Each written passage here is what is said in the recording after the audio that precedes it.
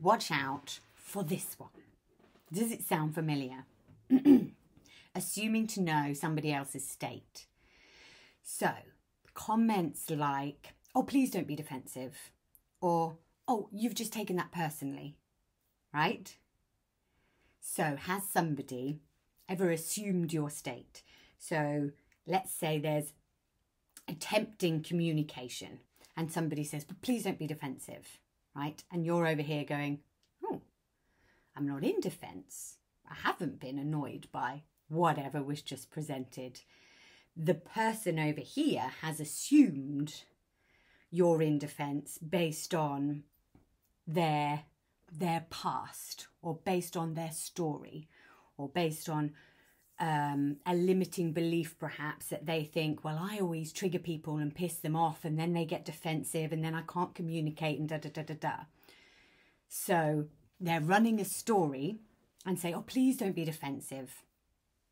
And it might be coming from a place of they genuinely want to reconnect and they genuinely feel perhaps misunderstood, and they're like, oh, please don't kind of pull away from me. And for me, this is the head tripping people up. And what would be really important in that moment is to name your heart's truth. So by that I mean it would go something like, instead of saying, please don't be defensive, because all that's going to do is, for me, create distance, because I don't really like somebody assuming a state that I'm in that I'm not in. And then you go, oh, there's a disconnect because somebody's assumed you're somewhere where you're not. Instead, if it was presented such as this person over here, instead of saying, please don't be defensive and assuming I'm in defense, either asking, I feel disconnected. Are you pissed off with me or in defense mode? And there comes a question. And then I can reveal my own personal state, right? Or this person tracks and they say, I'm aware of a story that from my past, lots of people have been perhaps defensive or go into attack, and I'm afraid of that happening. So I'm running a story that you're being defensive. And I would like to name that so that I can reconnect. And that would land a lot better in my heart, because I would feel them in their truth, owning the part of them that is running a story about where I'm at, and then I can come in and meet their heart, because I would be like, they've noticed what it is and they've named it and they genuinely want to reconnect and they know that this is blocking them. Is this making sense? So my heart would be then opened and I would be able to come into connection with this person, because I would feel their truth and their honesty. Whereas if somebody just tells me how I'm feeling, I would feel distance and not like coming in and just being like, well, there's no point communicating if they've already assumed how I'm feeling. I don't want to come in. So this would be almost a connection tool. For me, the head likes to pretend it's keeping one safe by running stories, but actually that is disconnecting often from people. And it's going, well, I just keep myself safe in my comfort zone by doing what I've always done. Whereas naming it and bringing in real honesty would then create a connection. And this is just what's on my heart this morning, a nice reminder.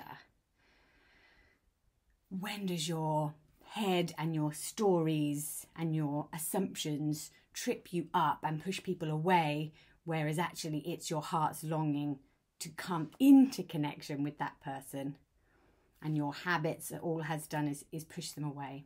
Or do you catch yourself telling people how they're feeling? Oh, you've just taken that personally. Instead of asking them, I'm just wondering if you've taken what I've said personally, because I can feel a tension or a resistance. And then they can genuinely answer, because it might be that they have. But if you don't ask the question and just assume that's what's happened based on the stories that you run from the past, you don't know what's true in this moment. All you'll be doing is playing out stories from your head that keep looping. This is what's happened before, therefore the ego would like to repeat it, to know that it's right, to keep itself safe. And it's sort of the mental likes to rinse and repeat, and like there's a part of us that likes to cling on to things and know what's going on. So if we assume we know what's going on, we know their state, it gives a strange sensation of keeping us safe, because we feel like we know it all. Does that make sense?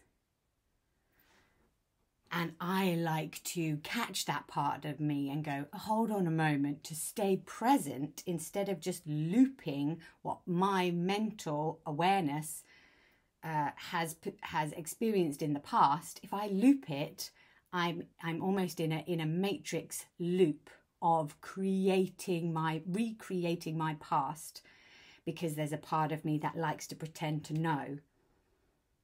So for me, that's the difference between living your heart's truth and living in the present and being aware of really what is here.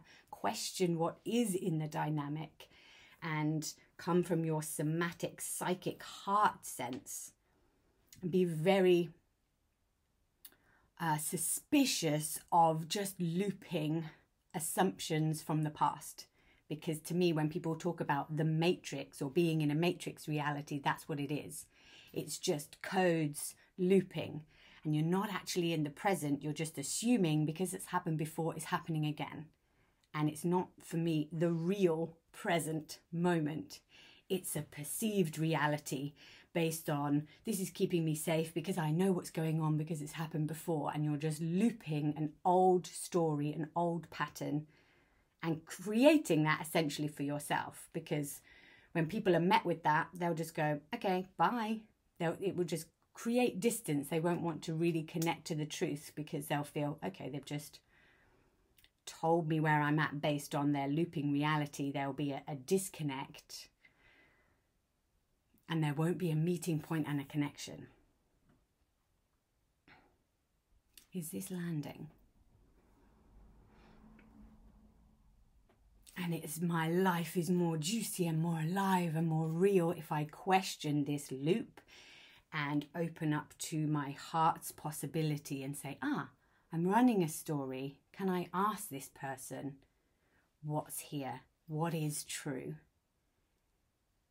And go for the heart's wisdom, truth, and go for that connection that's a little bit deeper, rather than this surface of recreating up there.